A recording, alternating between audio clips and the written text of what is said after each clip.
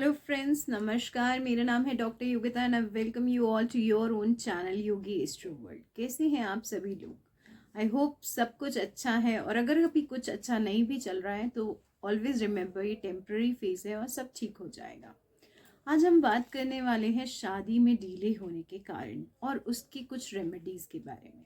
देखिए, शादी में डिले क्यों होता है? शादी में डिले होता है अगर आपका सेवेंथ हाउस वीक हो, सेवेंथ लॉर्ड वीक हो, या फिर शनि की साढ़े साथी चल रही हो, या फिर आपका जुपिटर वीक हो। तो ये कुछ प्लैनेट्स हैं जिनकी वजह से शादी में डिले होता है। प्लस मंगल दोष की वजह से भी शादी में काफ़ी डिलेज देखे गए हैं।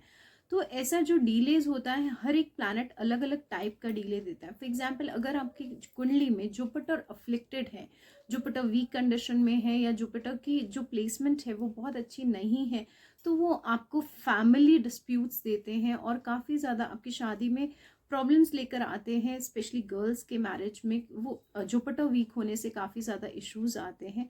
अगर आपकी कुंडली में मंगल वीक है तो आपकी शादी होने में दिक्कतें आती हैं, और कोई भी ऑस्पिशियस काम, जैसे जैसे मंगल मतलब एनीथिंग विच इज़ ऑस्पिशियस, तो कोई भी ऑस्पिशियस काम को होने में काफ़ी ज़्यादा देरी हो जाती है।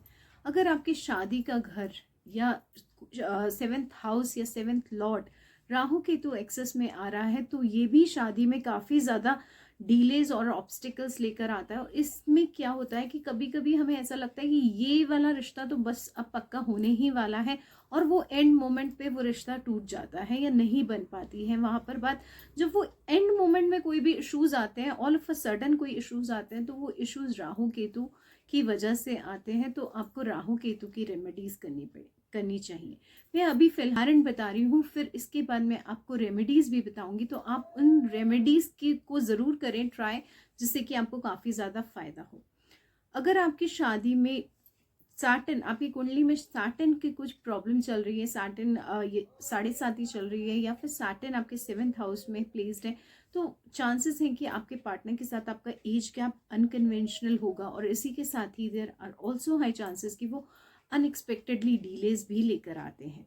तो आइए अब बात करते हैं कि किस तरीके से आप अपने शादी के घर को एक्टिवेट कर सकते हैं, जिससे कि आपके शादी के योग बनने लगे और आपको शादी से रिलेटेड जो भी दिक्कतें आ रही हैं वो ना आए। तो सबसे पहले जैसे हमने बात करा कि Venice Venice is again very important planet for mails marriage. तो वेनिस को एक्टिवेट आप कैसे करेंगे? वेनिस को एक्टिवेट करने के लिए फ्राइडे के दिन अगर आप वाइट कलर के कपड़े पहनते हैं तो ये आपके लिए बहुत अच्छा रहता है। माँ गौरी की पूजा आराधना करते हैं, उनको खीर का प्रसाद चढ़ाते हैं, बहुत अच्छा रहता है। छोटी बच्चियों को अगर आप खाना खिलाते हैं फ्राइडे के दिन, तो ये भी आपके शुक्र देवता को एक्टिवेट करते हैं और आपको काफ़ी ज़्यादा हेल्प करते हैं। इसके साथ ही आप चैंटिंग कर सकते हैं शुक्र देवता को प्रसन्न करने के लिए। ओम शम शुक्राय नमः का 108 बार फ्राइडे के दिन स्पेशली अगर आप चैंटिंग करते हैं तो ये आपको काफ़ी अच्छे रिजल्ट्स देगा। अगर आपका शुक्रदेव अच्छे होने लग गए तो आपको लाइफ में ब्लेसिंग्स मिलनी शुरू हो जाएंगी, आपके नए अपॉर्चुनिटीज आने शुरू हो जाएंगे, और आपके लिए नई शादी के योग बनने शुरू हो जाएंगे। अगर लव मैरिज में भी कोई इशू आ रहा है तो भी आप शुक्र देवता को प्रसन्न करिए, आपके लिए बहुत ज़्यादा हेल्पफुल रहेंगे। अब बात करते हैं मंगल शांति की। अगर आपकी कुंडली में मंगल दोष है, या फिर शादी का जो हाउस है वहाँ पर शादी का जो लॉर्ड है वो उसके साथ मंगल देवता है, तो कोई भी अगर मंगल से रिलेटेड यानी मार्स से रिलेटेड आपकी कुंडली में इश्यूज हैं, तो आप इसके लिए क्या कर सकते हैं? इसके लिए आप रोज़ हनुमान चालीसा पढ़िए। रोज़ हनुमान चालीसा पढ़ने से आपको बहुत ज़्यादा फायदा होगा। स्पेशली ट्यूसडे के दिन अगर आप हनुमान मंदिर जाते हैं, हनुमान जी को लड्डू का भोग चढ़ाते हैं, तो आपके लिए बहुत ही अच्छे रिजल्ट्स आने वाले हैं। इसके बाद हम बात करते हैं गुरु की, यानी कि जुपिटर प्लैनेट की। जैसे मैंने बात करा था अभी कि फीमेल्स के चार्ट में जुपिटर बहुत इंपॉर्टेंट रोल प्ले करते हैं, क्योंकि ये शादी और बच्चों के प्लैनेट हैं। तो अगर आपके चार्ट में जुपिटर थोड़े अफ्लिक्टेड हैं या जुपिटर की प्लेसमेंट बहुत अच्छी नहीं है, तो आपको क्या करना चाहिए? देखिए, जुपिटर देवता का जो दिन होता है वो है थर्सडे। तो आपको थर्सडे के दिन सुबह जल्दी उठना चाहिए, पूजा पाठ करनी चाहिए और सात्विक रहना चाहिए। थर्सडे के दिन अगर आप फास्ट कर सके तो बहुत अच्छी बात है, अगर नहीं भी कर सकते तो एटलीस्ट सात्विक रहिए।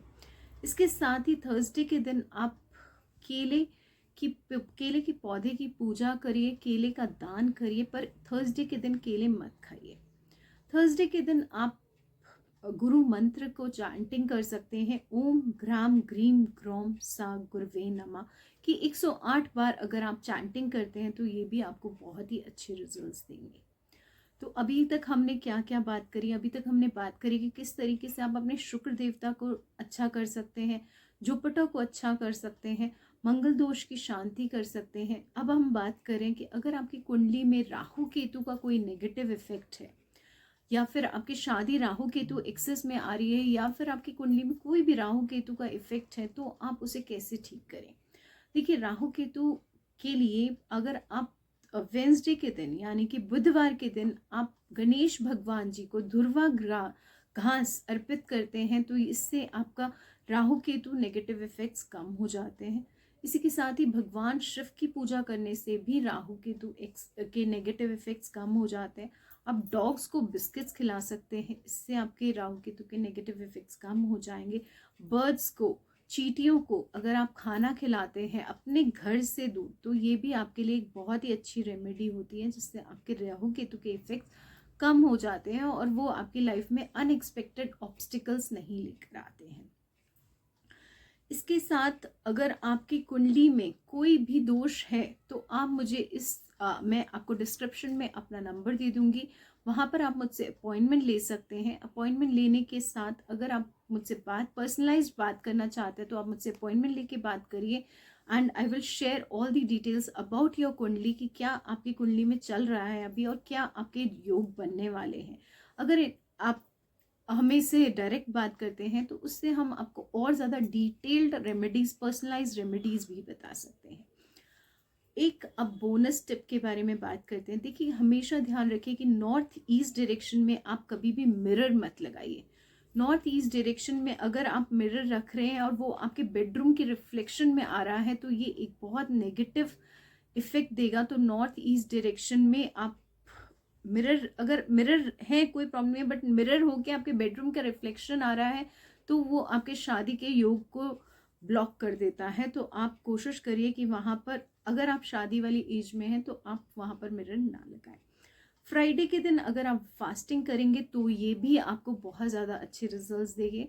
अगर आप फ्राइडे के दिन फास्टिंग नहीं रख सकते हैं तो भी आप वाइट खाना ज़्यादा खाइए, मीठा खाना ज़्यादा खाइए उस दिन, तो ये आपको बहुत ही अच्छे रिजल्ट्स देंगे। Wish you all the luck and success in life.